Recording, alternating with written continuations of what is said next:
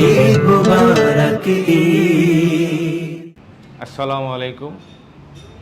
আমি মোহাম্মদ শহীদুল ইসলাম, যুগ্ম সাধারণ সম্পাদক, ধামরা উপজেলা বিএনপি।